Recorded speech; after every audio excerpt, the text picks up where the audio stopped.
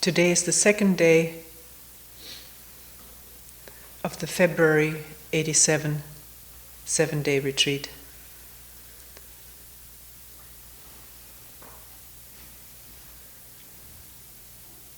What has come up most frequently during meetings is this whole question of the self.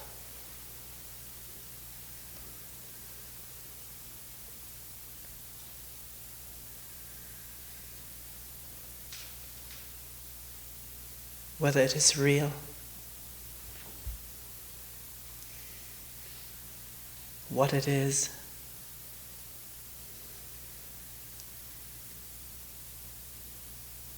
whether it can be seen, gotten rid of,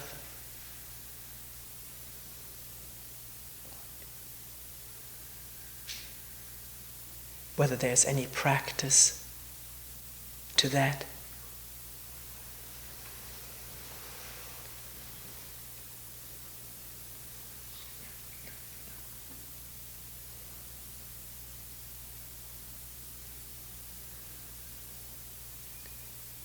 And all the emotions connected with it. The fears when one questions it.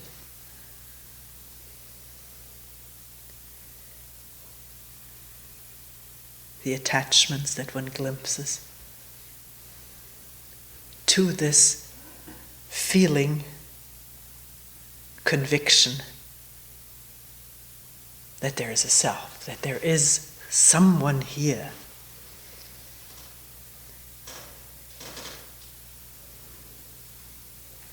More than the physical body and the thoughts and emotions. Someone who has all that.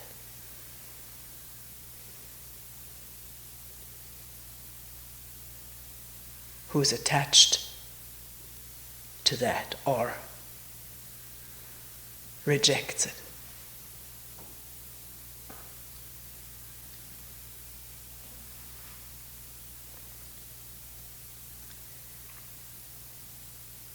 Maybe this morning we will look at this question into this so universal, deeply held, abiding feeling of the self, of me.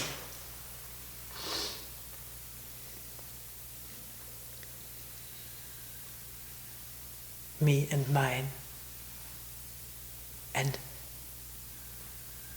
if the words may sound judgmental or evoke judgment, is it possible to clear judgment out of it as seen so that we can really look freely without wanting what is seen to be otherwise?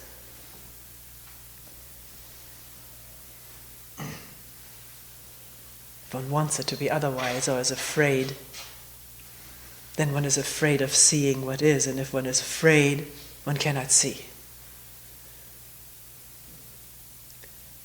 Let's also say some words about the word seeing.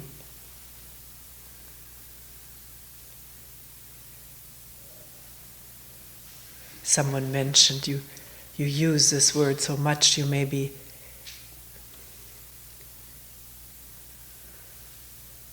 a visual, very visual person. Somebody else may be a hearing person, somebody else may be a feeling person, and you may be a very visual person. Regardless of what kind of a person I am, the word seeing is not used in the visual sense. Therefore, it's interchangeable with another word. We often talk about listening, attending, awareness.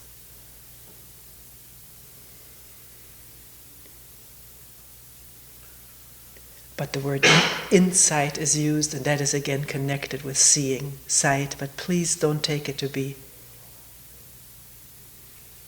visual only. It is the fullness, the wholeness of all the senses working together, and yet not sensation per se. Insight is not sensation, even though the senses are fully awake and operating.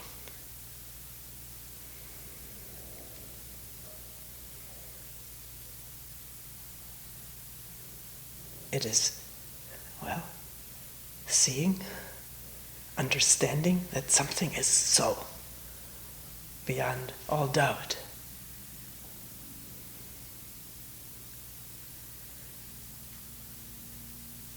Which doesn't exclude seeing, that this here is this, it's also hearing, it's also touching.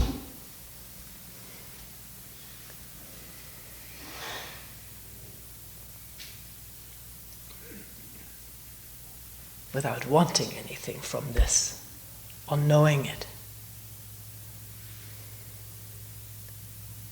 So the word seeing as you hear it is immediately connected with seeing something visually. Is it possible to disconnect that association and just use it for one knows not what?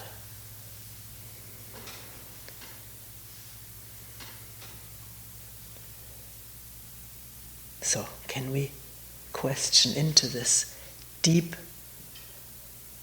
sense of self?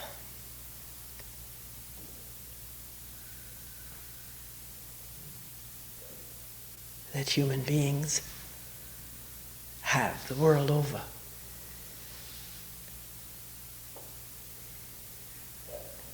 Maybe we can, before starting on this, say why it seems so important to do this. It's important because people have brought it up. But maybe people have brought it up because it's mentioned a lot in connection with our whole individual and world human situation.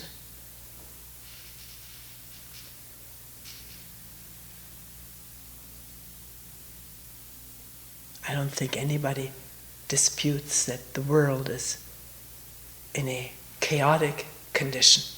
Human beings, the world is an abstraction from human beings, like you and me,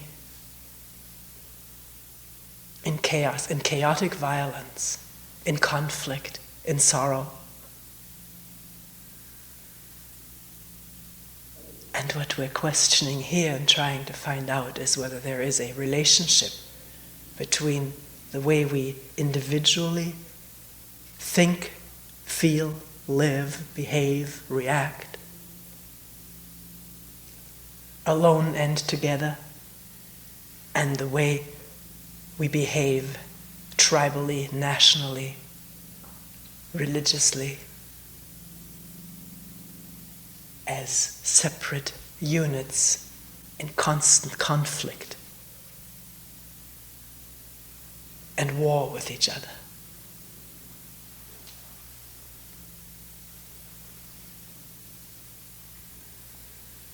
Whether indeed there is a connection between this deep, abiding sense of self, the separateness of it,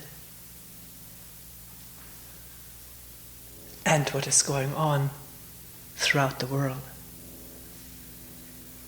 among people and tribes and nations and any kind of groups, religious, ideological, and so forth. So it has not just a personal significance, this inquiry.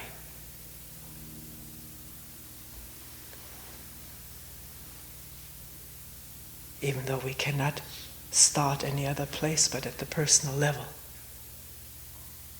You can, but then one is into abstractions and thought again, and not into this direct laboratory we have here, and observing and inquiring into ourselves.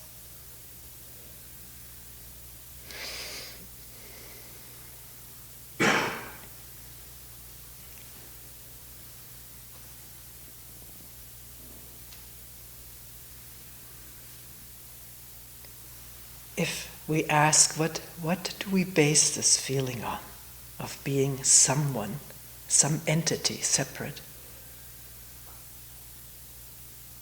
from each other? Is that based upon the fact that there is a separate physical body?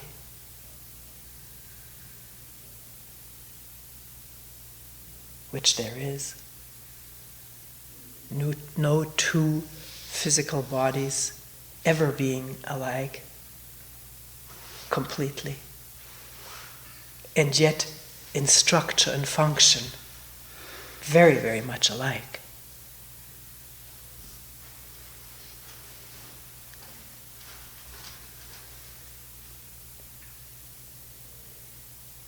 Is it that we're concerned and attached to the differences in physical body? The gender, one being a woman, one being a man, one being blonde or brunette, dark, tall, short, very good looking, not so good looking, by whatever standards one may choose. These physical idiosyncrasies that each one of us has, the uniqueness is universally so. It's a universal characteristic of all of us, that we're unique physically. In that, I'm not different from you. We're both unique physically. In detail. Some physiologist or biologist could explain this better than I can. And yet all of us came into being through the union of one sperm cell with one egg cell. That's universally so. Except if there's twins, there's some changes, differences, but they're not essential.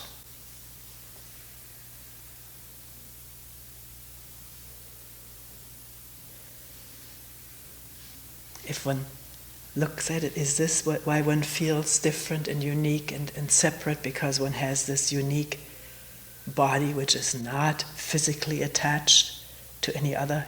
This one is Siamese twins. Is that why one feels that there is a separate self? Or is it also the mental endowments, mental differences? One has different capacities, skills, inherited gifts, talents. We attach to those. They make up our self-image, which we talk about later, the self-image. But is it conceivable that there is a separate body with a separate or a different mental endowment, and yet not have this feeling of, this is mine, this is me? Or does this already inevitably go together? And if so, why?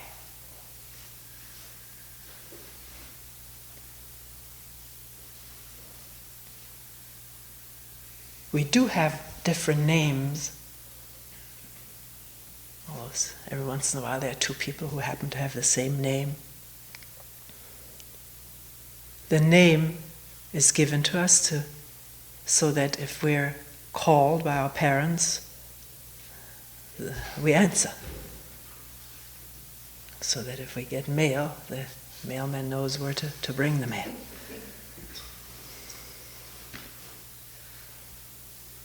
These are factual functions of our name, actual functions, practical functions.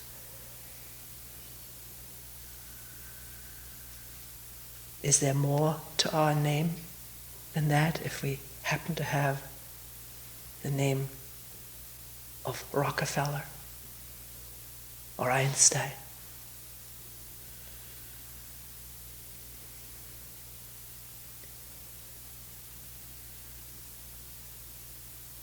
is their self-image coming in again? Or, even if the name is not famous, the attachment to the family name. And how have we learned that attachment? Is that a given thing? Or have we learned it?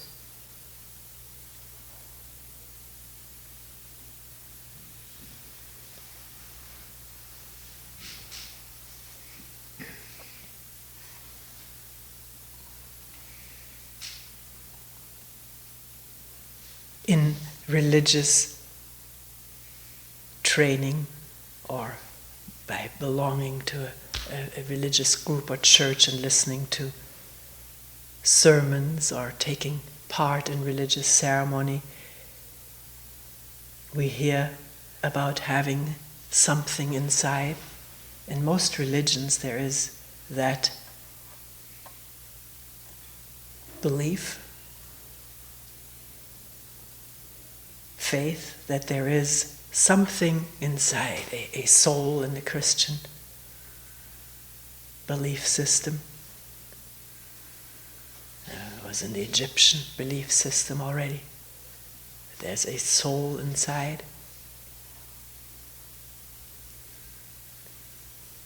Something that is not of this body and mind, something that is separate, and after the body dies will live on in heaven or hell. And the Hindu belief in a part of the Brahman, which is the overall principle of spirit, a part of that being within, called the Atman, in each individual, the Atman, through lifetime after lifetime, trying to get one with the Brahman again. You could say, well, this is so, the soul or the Atman, these are facts, but has one found this out for oneself? Or is one taking over what one has heard and believes in it as people around one also believe in it?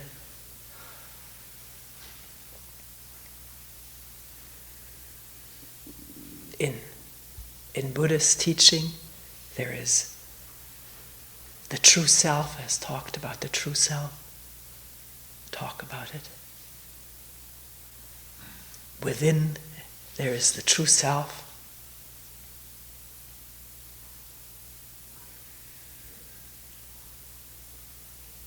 Not just personal, if it is really understood, that is the big self with a capital S. It's even said by a contemporary Zen master that ego is the flip side of the big self.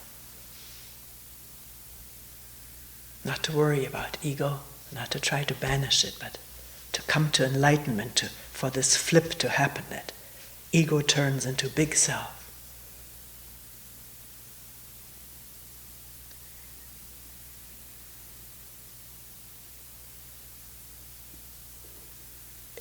Does one believe in this? The spark of God in one is often an expression.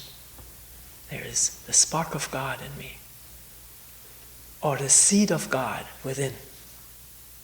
Try to find it. Or live so that the seed of God may flourish within.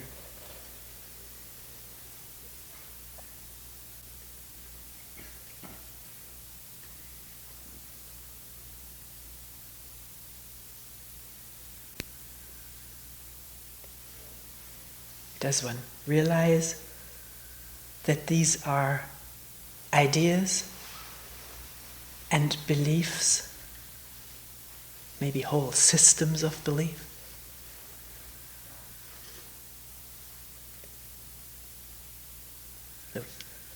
The person who maybe first pronounced it may have had insight into what is actually so, but do we? Or do we take over words?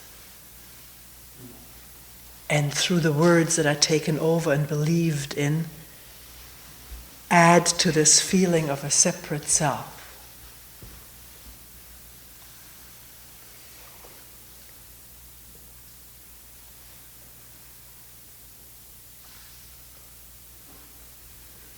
And if one understands what belief is, namely thought activity, activity of memory, of accumulated knowledge through learning, accumulated in the brain. And that as long as belief is operating, there cannot be the clarity of seeing directly. Then one may question the belief and investigate, find out whether there is a soul or not, or whether there is this true self for oneself. Find out. Set out to see if one can come in touch with it. Because if it's there, it must be palpable, seeable, feelable, hearable. Like this.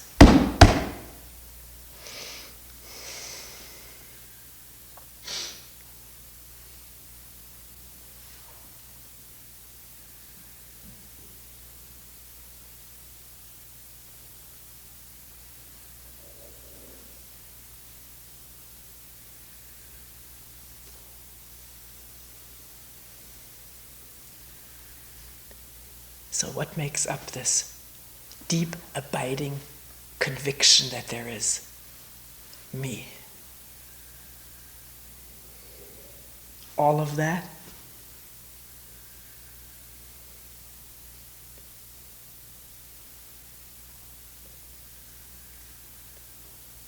And much more. We haven't talked about the almost unending chain of images we have of ourselves, which go back to the earliest of times in our life.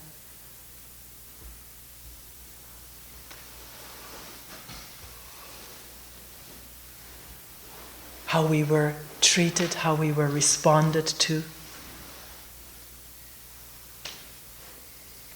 Lovingly or punishingly, praisingly or blamingly.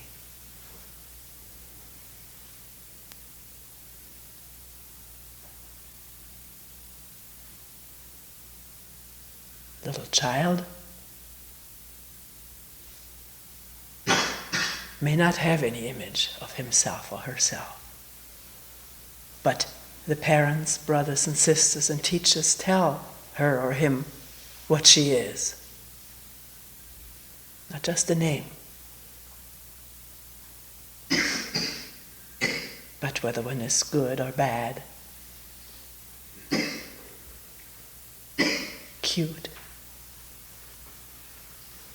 All these appellations that happen when one is little, how one is described to the friend, the neighbor, and the children hear it, and how one is directly reacted to, lovingly or angrily.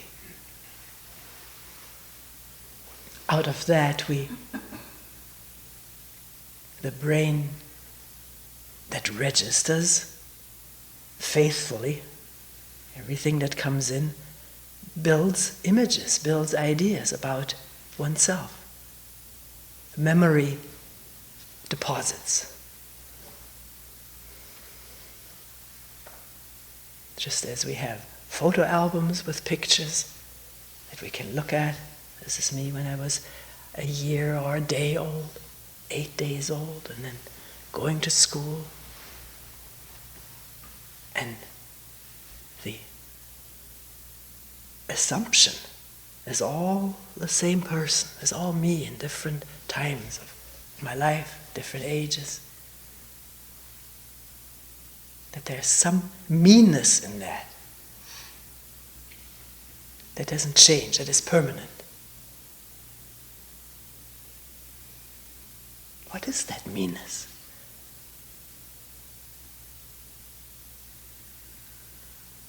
Just the particular idiosyncratic body and mental gifts, mental capacity?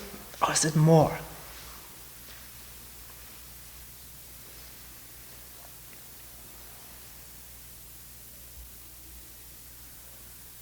definitely is self-image, isn't there? Positive ones, negative ones, painful ones, pleasurable ones, depending how we are reacted to. And if they become firmly established in the mind, then even if we're not reacted to in a certain way, we may still believe this is what we are, unworthy, if this is our predominant feeling about ourselves. Then no matter how one may be treated, this persists, clinging to an image and distrusting new input.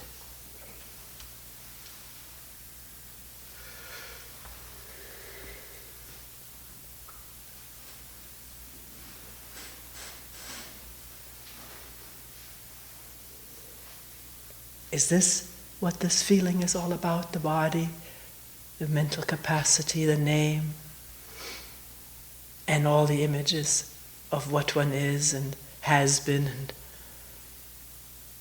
there's certainly all the images of what one could be and wants to be. Better, more worthy, or the opposite. Revenging of past hurts.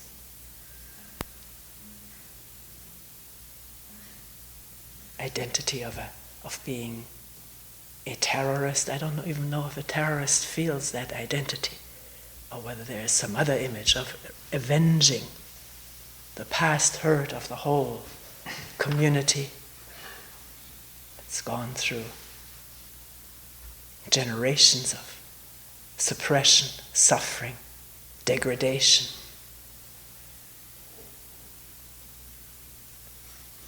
Identity with that community, identity with its religion,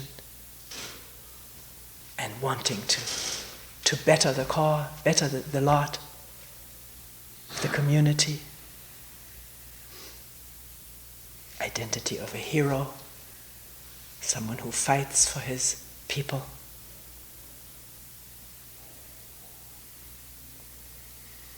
We haven't talked about this collective identity until now.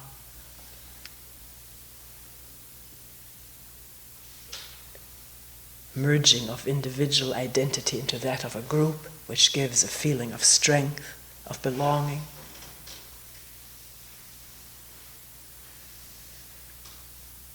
And with that, the desire to defend the group,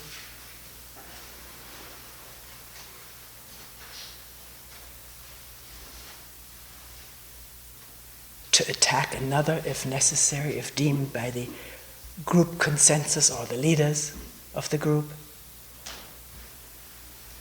The willingness to die for group identity, give one's life.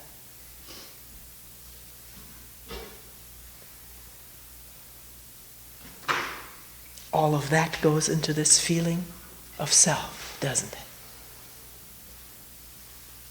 Individual image and group identity. And all of that gives energy. If one feels there's not just an intellectual thing of knowing who I am, I'm this or that, I'm individual, I'm separate, but the energy, the feeling of it, there's something palpable to it.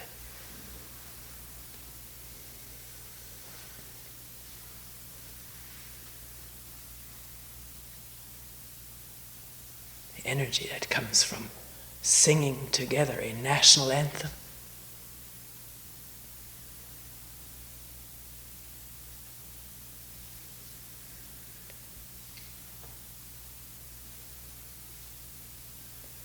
And then the feeling of being an American, a German,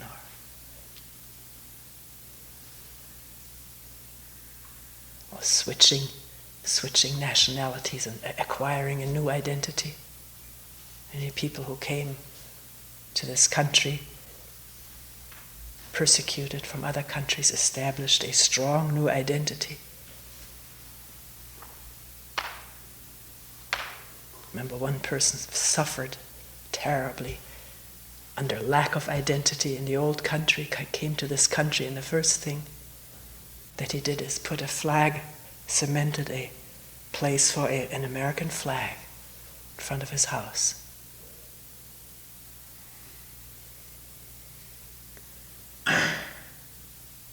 Something one is.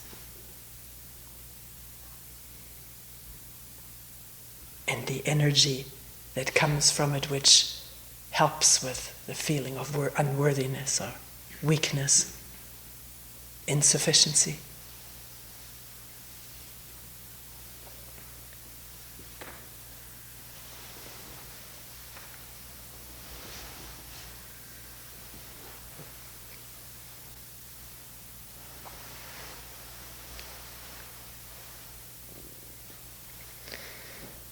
One could say, well, I follow all of what you're saying intellectually, and yeah, this may be so, but it doesn't help me from having this feeling of being someone deep down.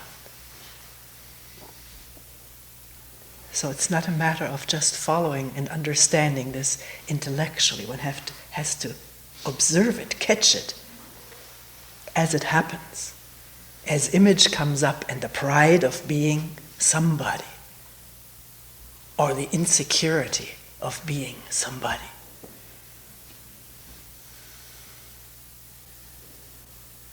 The hurt that the image suffers when we don't get our way or when we're attacked, criticized. What is it that hurts? What is it that aches and pains and wants to lash out in defense or retaliation? Is that in fact the self-image?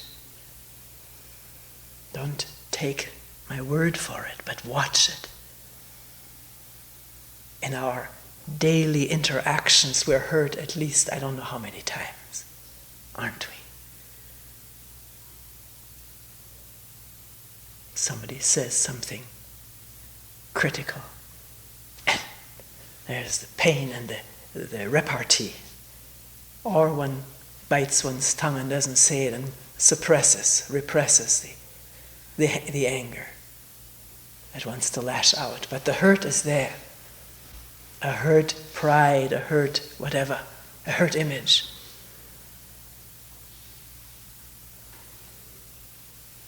No?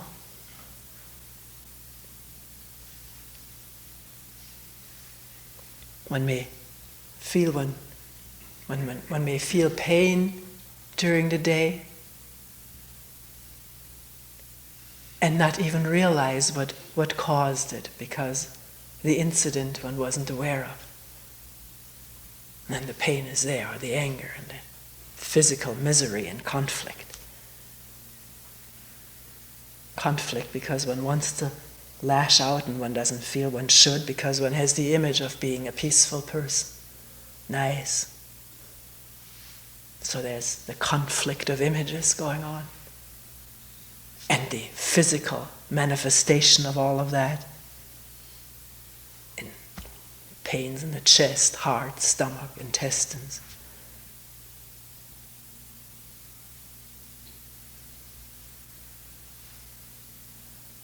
Is that what gives one the feeling of being separate? All these images, conflicting and non-conflicting about oneself. And the fact that they really hurt makes them seem real. And then, therefore, I'm real. The me is real. Because the image hurts, has been hurt.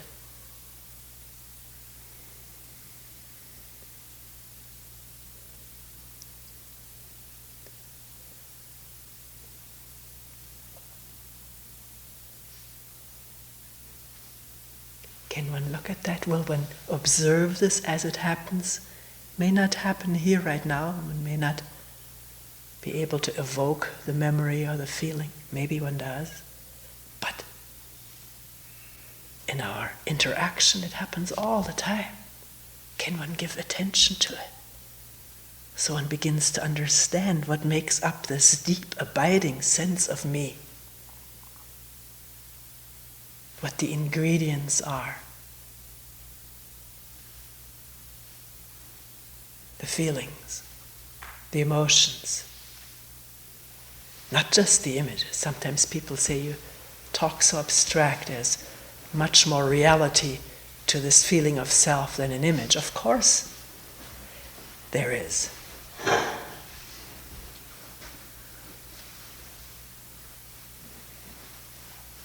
Not getting one's way, there is frustration. And frustration is physically expressed.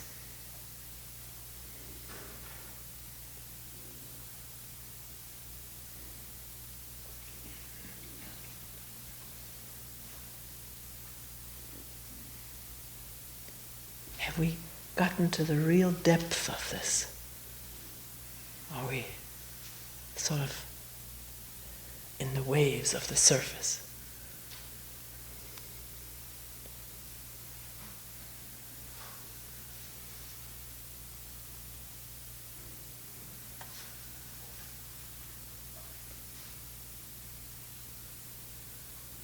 Because this is what happens. One may see an image, and the image may dissolve, and yet there is still a sense of me. So will one go to the depth of it? Keep wondering and observing, attending. Not doing, but this openness we talked about yesterday, which is not afraid, which doesn't shrink back from what is revealed. Alone and in interaction. A lot about ourselves is revealed in interaction. One may sit quite peacefully alone in a hermitage someplace, no interaction.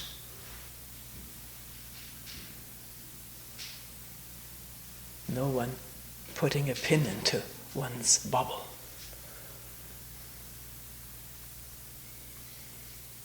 The bubble being the images. And then relating to each other. A hurtful statement, a critical remark. And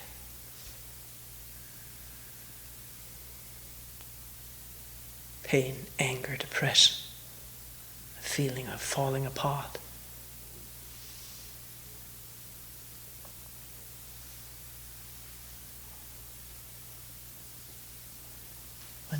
One can have insight into this as one goes. Reveal that this is image making and the pain of the image. And yet people ask, why does this sense of me continue?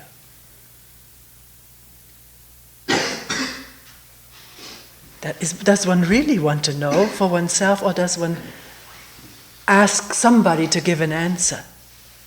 Because what good is that?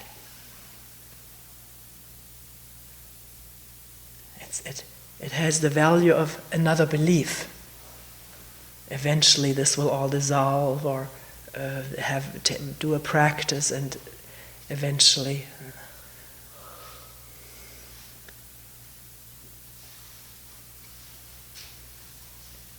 if one really looks at this and works with it, questions it,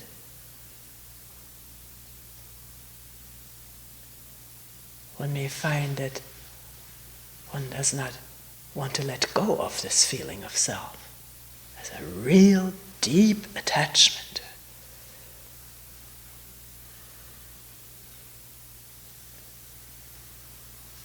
The desire to be as one person expressed it. And the fear of not being.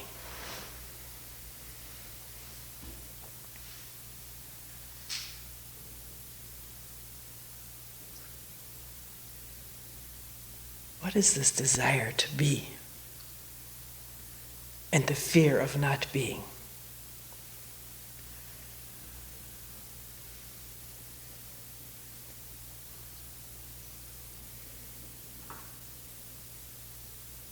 Deep down.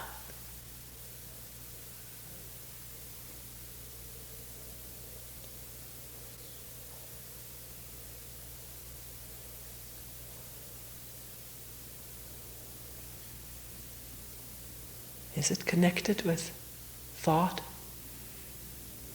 of what it would be like not to be? Imagining that? Imagining the absence of pleasure, the absence of possessions, absence of what one is deepest, what one's deepest attachments are. Fear of losing that. Fear of not being, which is fear of dying.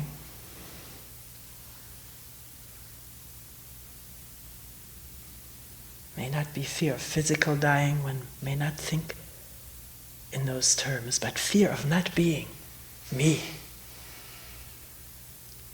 And what that thought releases in imagination, what it would be like. Is that what is going on?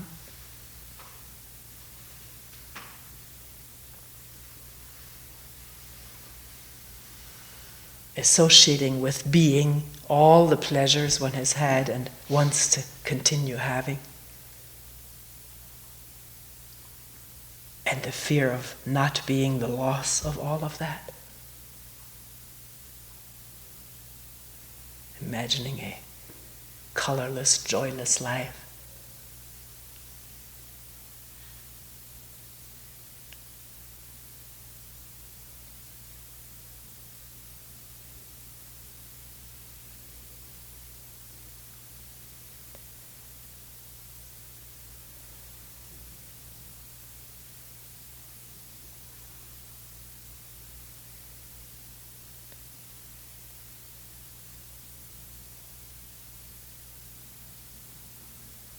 This still is image making, isn't it? That's what imagination is, image making. And clinging to past memories, ideas, and so forth. Is this all open to questioning? Or will one go so far and no farther? And then just sit in dreaming or fantasizing or distracting oneself, entertaining oneself.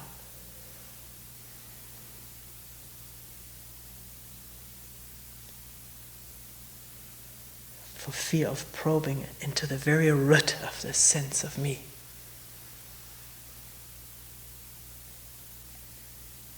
And what may be there or not be there. One goes to the very bottom.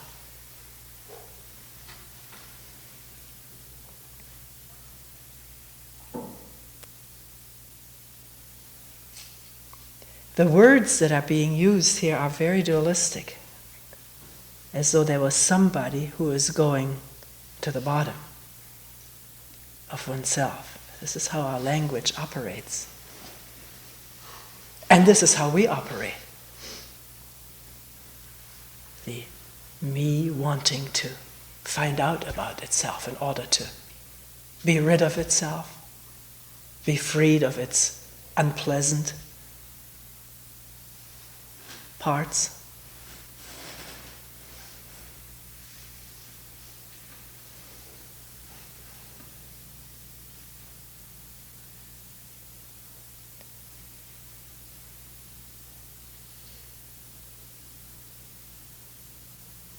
Always this desire to be something, somebody. Can that in itself be seen, watched, have insight into.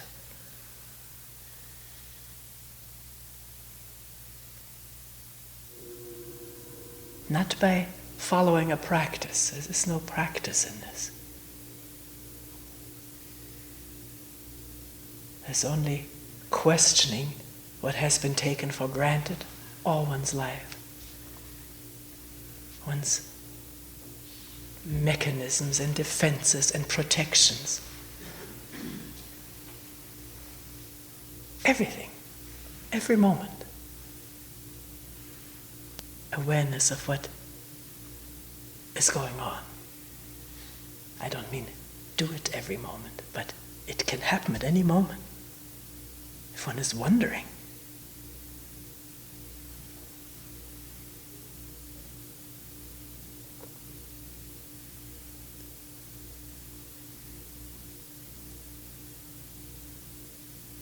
About this abiding sense of separateness and isolation.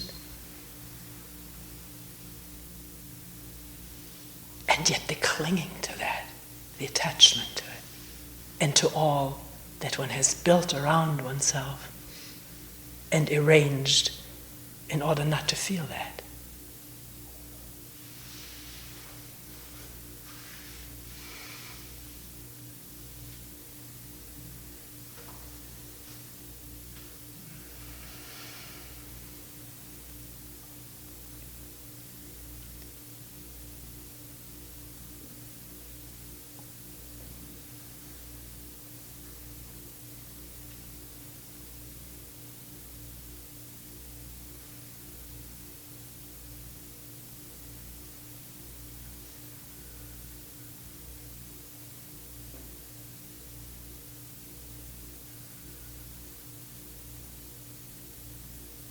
The moment one wakes up, is one somebody?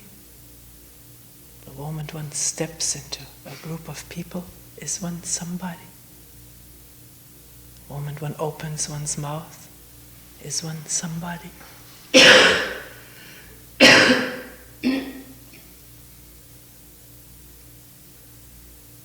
The moment one reacts, is one somebody?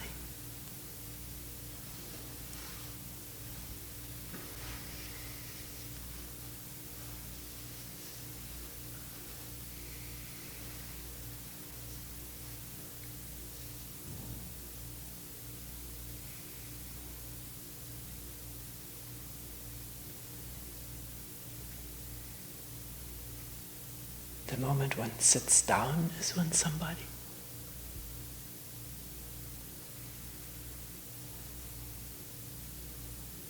And if in the sitting there is a moment in which one is nobody, then is there so quickly the fear of not being somebody?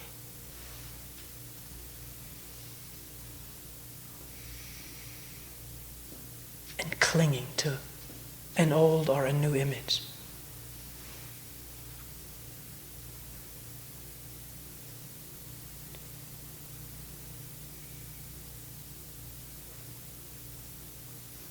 Can all of that be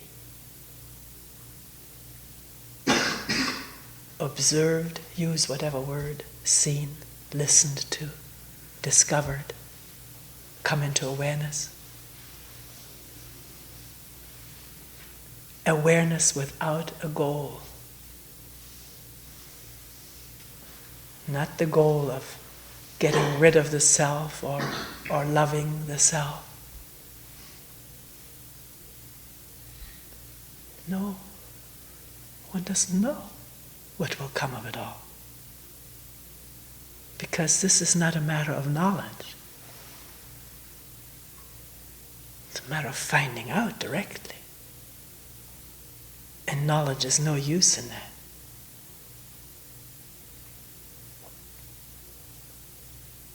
So awareness is not knowledge, it's seeing what is.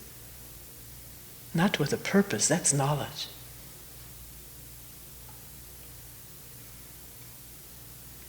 And that slants and distorts the perception already.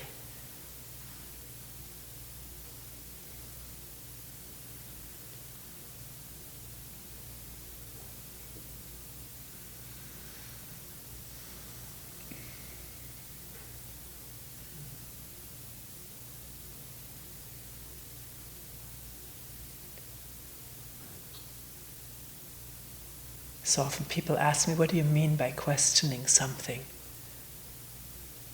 In the most broadest term, it means not knowing, not taking for granted, not knowing, and therefore listening, attending.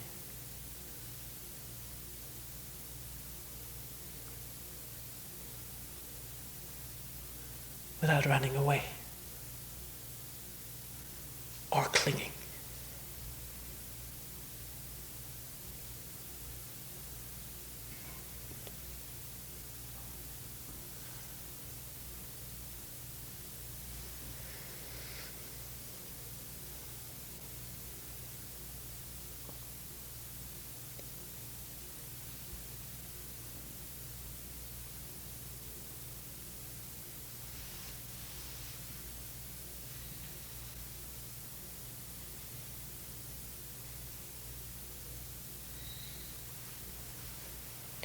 We will end here for today.